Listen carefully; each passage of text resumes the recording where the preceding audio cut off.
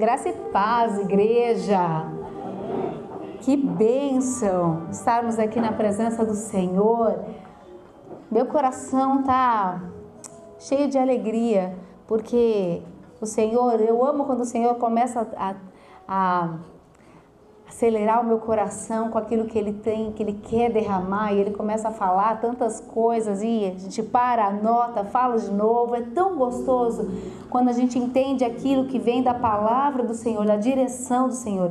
E hoje eu quero falar com vocês sobre um tema. Coloquei esse tema: volte ao Senhor de todo o coração. O Senhor quer que nós voltemos, nos convertemos a Ele. Saímos de um lado, largamos algo para voltar ao Pai, para ficar com Ele, de todo o nosso coração. Não é parcial, não é uma parte do nosso coração, mas é todo o coração. E a gente vai falar sobre uma história hoje. Vamos trabalhar dentro do livro de Oséias. Eu quero só ler alguns versículos com vocês e depois eu vou contextualizar, porque é um livro de 14 capítulos, mas vamos focar numa pequena parte e eu contextualizo para vocês. A minha versão é NVT. Nós vamos ler Oséias no capítulo 6, do versículo 1 ao 6. Oséias, capítulo 6, do versículo 1 ao 6. Diz assim: venham, voltemos para o Senhor. Ele nos despedaçou, agora irá nos sarar. Ele nos feriu, agora nos fará curativos. Em pouco tempo nos restaurará e logo viveremos em sua presença. Ah, como precisamos conhecer o Senhor!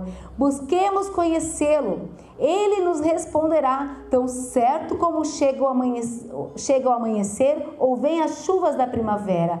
Ó Israel e Judá, que farei com vocês? Seu amor se dissipa como a neblina da manhã e desaparece como o orvalho à luz do sol. Enviei meus profetas para despedaçar vocês, para matá-los com as minhas palavras, com julgamentos inescapáveis como a luz. Quero que me demonstrem amor e não ofereçam sacrifícios. Quero que me conheçam mais do que desejo holocaustos. Uma volta completa ao Senhor. Vamos trabalhar um pouquinho esse texto e entender o que o Senhor quer falar conosco, porque as histórias se repetem, o ser humano não se evolui, né? O que há de bom em nós é Cristo em nós, reinando em nós.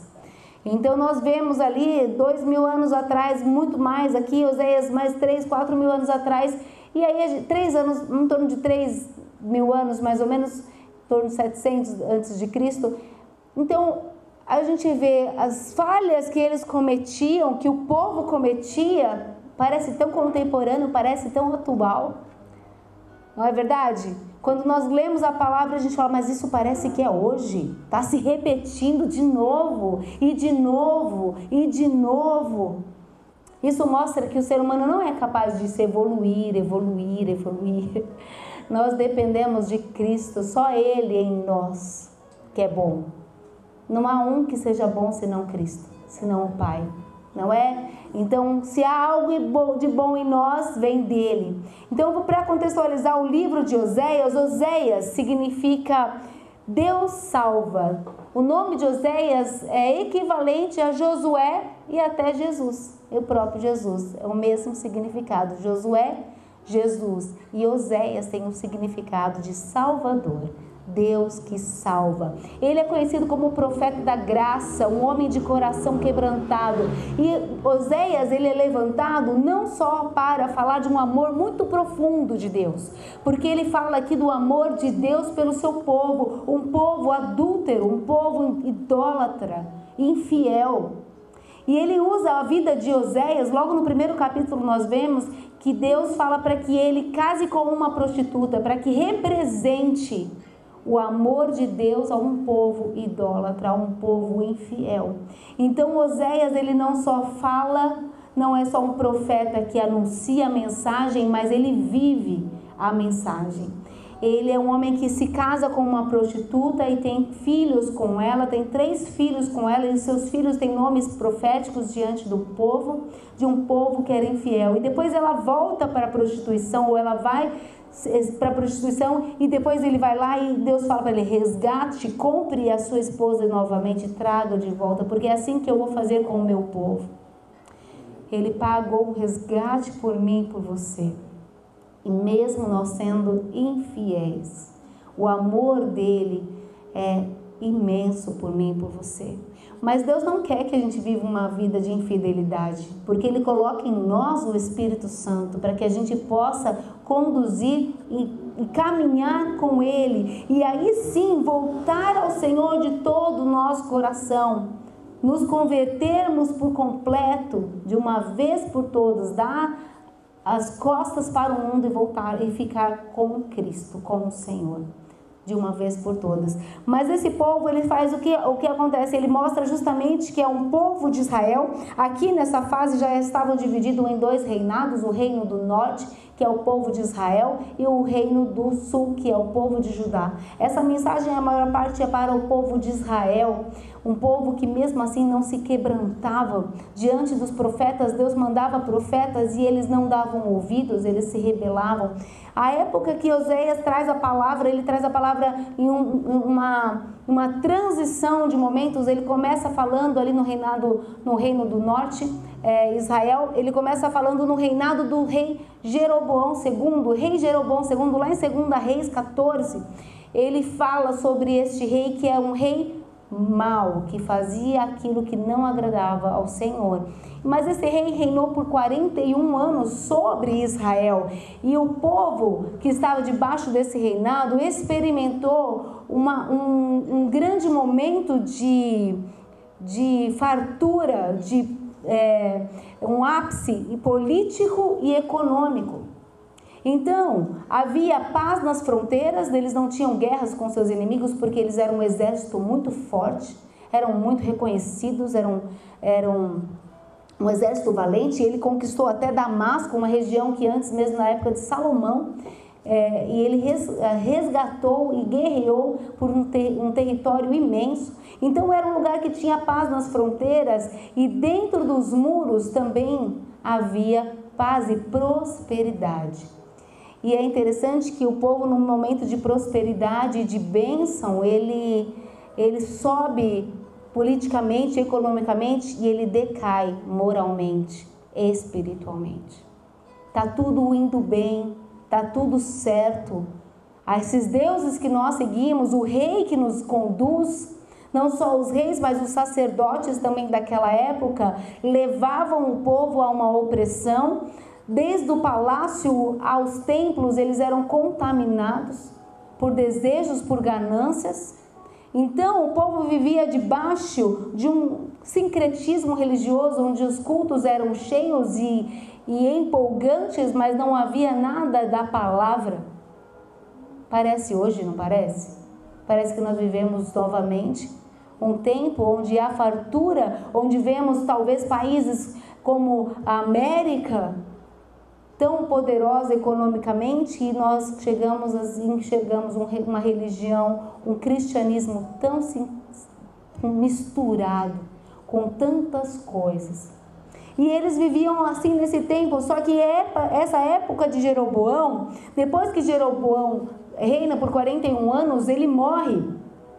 E assim vão vários reis depois dele. Só que esses reis, não há mais respeito no reinado, não há mais um respeito ao rei. E aí começa a ter uma sucessão de traições, conspirações, um rei matando o outro para tomar o lugar. Um ficou 1 ano, o outro ficou 1 mês.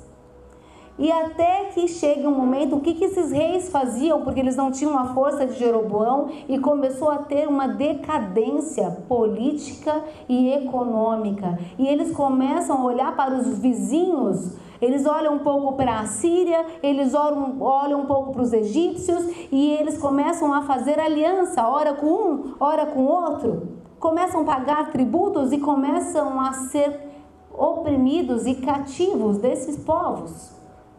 Mas eles recorrem àqueles que eles acham que tinham poder. Quantas vezes nós, em situações de dificuldade, ao invés de buscarmos ao Senhor, nós começamos a recorrer a pessoas no caso deles, a nações poderosas que poderiam fazer algo. Uma aliança sempre tem dois lados. Se você está pedindo um apoio de alguém, você sempre vai ter algo seu para entregar. Você sempre vai ter algo para renunciar. E esse povo, eles buscavam, o povo de Israel, ao invés de buscar a Deus, buscou apoio com aqueles que eles enxergavam como poderosos. Nós esquecemos muitas vezes de quem é poderoso, de quem é aquele que faz e que muda a história e que transforma. Então, com isso, o povo começou a essa situação dessa decadência começou a gerar no povo uma apostasia, um abandono da fé. Essas alianças começaram a se misturar ainda mais porque Jeroboão já era um rei que fazia o que não agradava a Deus. Então os cultos já eram misturados, né? Já havia idolatria, mas essa decadência entrou de tal forma que o povo de Israel começou a adorar os Balaíns, adorar os deuses daqueles povos que se misturavam, dos assírios, dos egípcios e dos povos que se misturavam a eles, e começaram a dar glória a eles, daquilo que Deus fazia. Então, se a colheita ia bem, era glórias a Baal, aos Balaíns que fizeram essa prosperar, a fertilidade dos deuses. Tiravam aquilo que era de Deus e dava a glória para os deuses estrangeiros.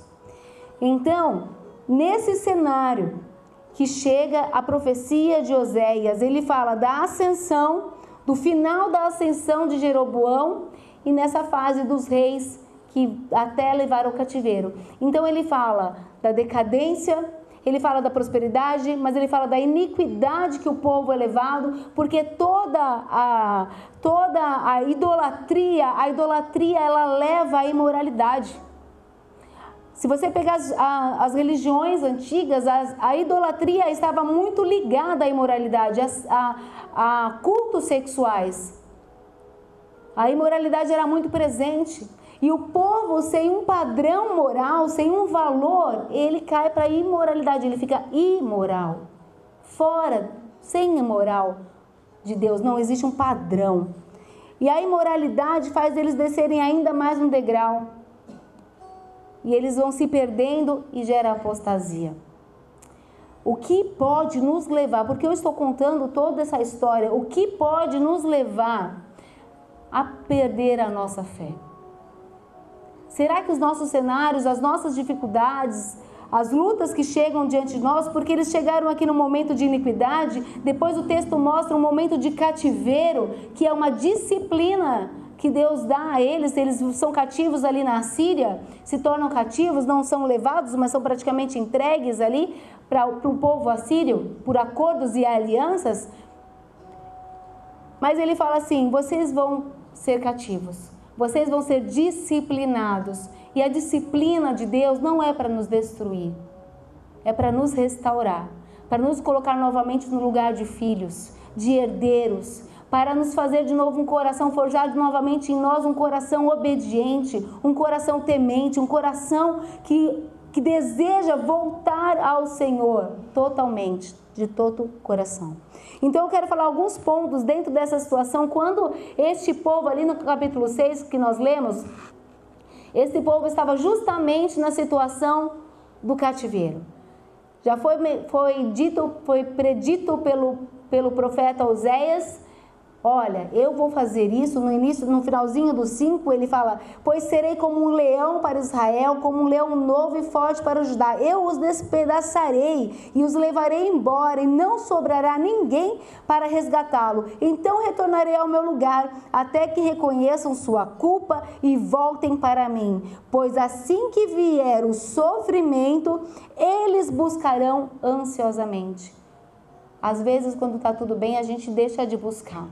Parece que está tudo confortável, mas ele fala, quando vier o cativeiro, quando vier a disciplina, eles me buscarão ansiosamente. Por que o sofrimento nos leva a buscar o Senhor? E aqui eles vão dizendo assim, como nós lemos, eles começam a dizer: venham, voltemos para o Senhor, Ele nos despedaçou, mas agora Ele vai nos sarar. Ele é quem nos feriu, agora vai nos curar. Em pouco tempo, em outra versão fala, em 2 dias nos restaurará, e no 3º viveremos na sua presença. Você sabe o que isso quer dizer? Que na verdade o povo sabia que tinha um Deus misericordioso. Só que esse arrependimento deles era um arrependimento raso, falso. Porque eles sabiam que se eles se voltassem para o Senhor, Ele restauraria em pouco tempo. Era só chegar perto dEle. Se nós voltarmos para Ele, Ele vai sarar as nossas feridas. Se nós voltarmos para Ele, vai ficar tudo bem. Depois eu posso voltar para onde eu estou. Quantas vezes pessoas vêm despedaçadas, aprontam e fazem de tudo e mais um pouco, vêm despedaçadas, voltam para os pés do Senhor, o Senhor restaura, muda. Agora está tudo bem, faço o quê? Viro a curvinha de novo e vou seguir a minha vida. Era isso que eles estavam fazendo. Eles falam: nossa, como precisamos conhecer o Senhor, busquemos conhecê-lo, e Ele vai nos responder. Eles sabiam que Ele era um Deus que responde e que faz, e com certeza Ele responde. Mas era uma falsa conversão. Deus não quer de nós uma falsa conversão. Palavras bonitas, ou nos voltarmos para Ele, não porque aqui eles choravam pelo sofrimento causado pelo pecado. Digamos assim, vou dar um exemplo. Multa de trânsito é uma punição, não é? Às vezes nós não nos arrependemos de ter cometido a multa, mas quando a multa chega de cometer o ato, né? O ato de infração. Eu passei o farol mesmo, não estava com pressa. Era só uma partezinha aqui. Às vezes aquilo não nos pesa, mas quando a multa chega e a punição dos pontos chegam, a gente chora. Eu vou ter que pagar isso. Eu vou ter que perder ponto, eu posso perder. Não, por favor, me livra disso. Isso é chorar pelas consequências do pecado. É um arrependimento falso, raso, superficial. Se eu cometo um crime, se eu sonego o imposto, às vezes eu só vou me arrepender quando eu sou pego. Agora eu fui pego, agora olha o prejuízo que eu tive porque eu fiz isso. Mas eu não me sinto mal porque eu fiz o erro. Não há dor, eu não choro pelo pecado que há em mim, que entristece o meu Deus, mas eu choro pelas consequências que vêm sobre mim. Então, o arrependimento falso é quando eu choro por algo que eu não quero mais assumir. Uma consequência de um ato meu, de uma escolha minha que eu não quero assumir. Então, eu volto ao meu pai, porque o meu pai pode me socorrer. O meu pai pode me ajudar. Eu busco ao Senhor, porque assim como uma criança, eu não quero ser castigada. Eu aprontei, não, eu não vou fazer mais. Eu prometo, não é? Quem é mãe, quem é pai sabe quantos filhos choram, não é? Choram aos pés, pede, por favor, eu não vou fazer, mas não bate mais não bate não faz isso, foge das consequências. Mas às vezes, se nós pensarmos no pecado, nós vamos falar: eu mereço apanhar, eu mereço, bate até esse pecado sair de mim. Limpa até que eu não tenha mais isso no meu coração. Esse é o verdadeiro arrependimento. Deus, eu me sinto tão sujo com esse pecado. Eu não quero isso. Limpa. Você precisa me disciplinar. Você precisa me transformar, me corrigir. Então me transforma. Me corrige. Eu me submeto à tua vontade e tira de mim aquilo que não te agrada. É essa conversão que Deus quer de mim e de você. Ninguém é digno do Senhor. Ninguém é. Todos nós somos pecadores caídos, falhos. Ele nos amou primeiro. Quando ainda éramos inimigos, Ele nos amou. O que há de precioso em nós é Ele. É só Ele. Então não espere ser digno. Não trabalhe com manipulação. Não manipule o seu Deus. Não faça como uma criança que se joga no chão, finge chorar, numa tentativa de manipular e não ser castigado. Mas pelo contrário, quando você reconhece o seu erro, fala: eu preciso ser castigado, eu preciso ser transformado, eu estou voltando para o Senhor porque eu quero que o Senhor, quero te obedecer, eu quero ser transformado. Amém. A conversão verdadeira, há arrependimento pelo pecado que nos domina. Nós sentimos vergonha, nós sentimos peso por ele. Segunda coisa que o texto mostra é quando Deus fala assim: ó Israel e Judá, que farei com vocês? Seu amor se dissipa como a neblina da manhã e desaparece como orvalho à luz do sol. Que amor raso que você tem. Qual o amor que você tem em Deus? Um amor que só recorre a Ele quando há uma necessidade de urgência? Um amor que te deixa um coração idólatra, que ainda não é curado? Que há outras coisas no seu coração que ainda são maiores do que Deus? Que você deseja tão intensamente que são maiores do que Deus, que concorre, seja mamon, seja uma pessoa, seja um plano, um sonho. O que você deseja que é maior do que Deus? Que deixa a gente de uma forma de um amor raso. Assim como uma neblina que pela manhã desaparece, assim como um orvalho que basta uma luz do sol para que ele evapore.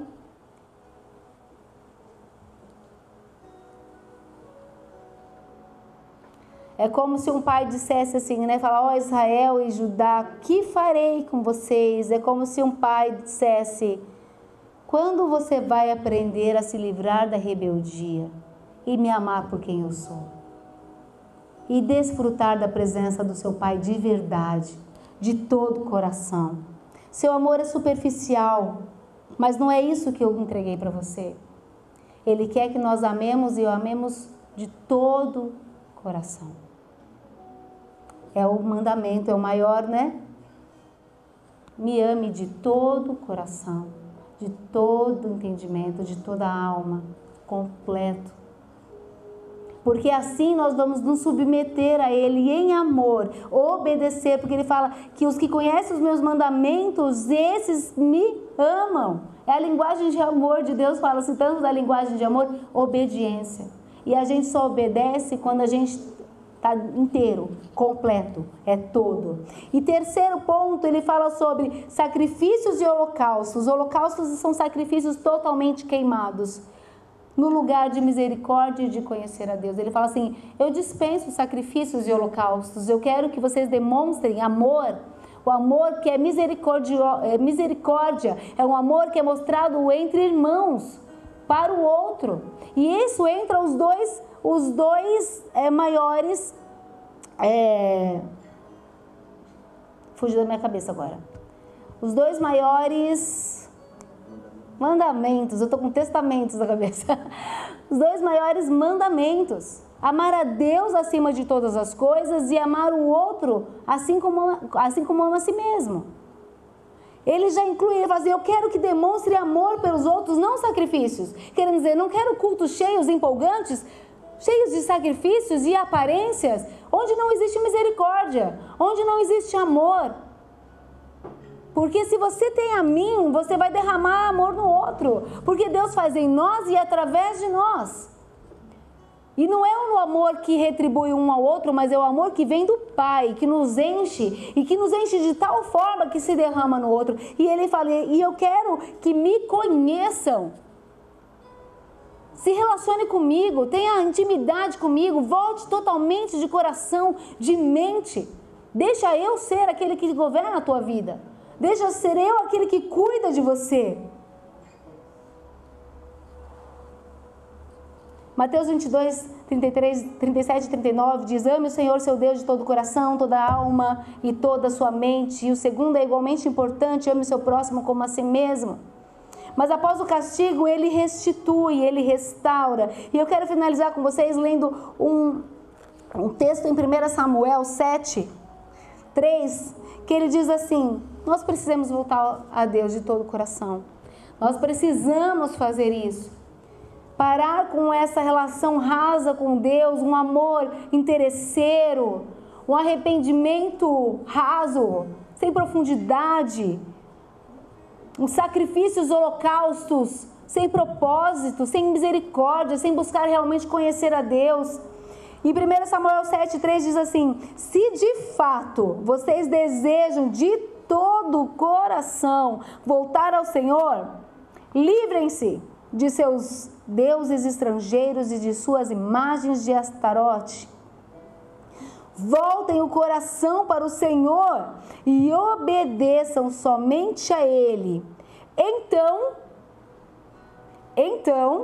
Ele os livrará das mãos dos filisteus.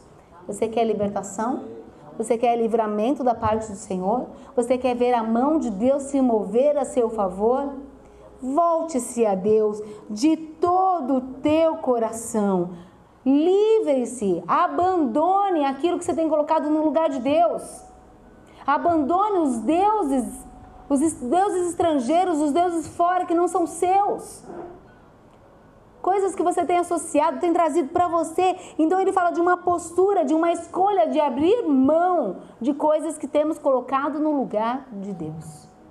Se você não reconhece algo, ore, fala: Deus, me mostra. Eu tenho colocado o som do meu coração, eu tenho colocado algo, alguém, um plano, o dinheiro, minhas ambições, ganância, um pecado acima do Senhor. Eu tenho sido idólatra. Mostra para mim, revela. Espírito Santo, te dou liberdade, me mostra. Outra coisa, volte o coração para o Senhor e obedeçam somente a Deus. Não é um pé em cada canoa, eu vou ver o que vai dar certo. Somente a Deus. E então Ele os livrará das mãos dos filisteus. Aqui eram dos inimigos. Daquilo que te oprime, daquilo que te aprisiona, daquilo que te sufoca. E talvez esse filisteu seja um pecado. Talvez esse filisteu seja um relacionamento, um medo. O que te aprisiona? Ele fala: eu sou aquele que te liberta. Exige mudança, escolher abandonar os ídolos e obedecer somente a Deus. Eu creio que Deus é um Deus que liberta e Ele cumpre com a sua palavra. Então volte ao Senhor de todo o coração. Volte a Ele. Eu vou pedir para vocês ficarem de pé para a gente fazer uma oração final. Eu quero que vocês todos fechem os olhos e coloquem a mão no coração mesmo. Fala: Deus, talvez eu venha até a tua casa ou eu te busque com arrependimento raso, porque eu não quero viver as consequências dos meus erros. Eu até assumo que eu errei, mas eu não quero as consequências. Mas eu não quero mais ter esse arrependimento raso, eu quero um arrependimento completo. Eu quero chorar pelo pecado que há em mim, por aquilo que me leva a me afastar de Ti, porque não são as consequências que me afastam, é o pecado que há em mim que me afasta de Você. Então me limpe, eu quero chorar pelo pecado que me afasta do Senhor. Eu quero um arrependimento genuíno de ser pecador, de entristecer o teu coração. A palavra do Senhor fala: não entristeçais o Espírito Santo, não apagueis o Espírito Santo, que dá ouvido ao Espírito Santo. Eu quero ser esse, não quero entristecer o Senhor. Eu quero um arrependimento verdadeiro. Senhor, eu quero um amor que cresce. Eu quero um amor que é cheio de misericórdia, que deseja te conhecer mais. Eu não quero mais um amor raso, um amor que hoje eu estou aqui adorando, louvando, engrandecendo o seu nome. Eu virei aqui a esquina, eu já nem lembro mais. Eu já estou louvando e adorando outras coisas. Eu já estou fazendo tudo contra a tua palavra. Senhor, eu não quero ser aquele que sacrifica e faz holocaustos. Às vezes eu sou aquele que religiosamente faço jejuns, faço propósitos, sacrifícios carnais, mas eu não tenho misericórdia e amor pelos outros. Eu não tenho prazer na tua presença e não quero te buscar. Deus, transforma o nosso coração. Se há em nós ídolos que nós precisamos entregar e deixar, e coloque em nós um coração obediente. Repreenda em nome de Jesus toda rebeldia e apresenta diante do Senhor: se o meu coração é rebelde, Senhor, transforma o meu coração. E eu creio no livramento que o Senhor vai trazer sobre a vida de cada um de nós. Em nome do Senhor Jesus. Amém.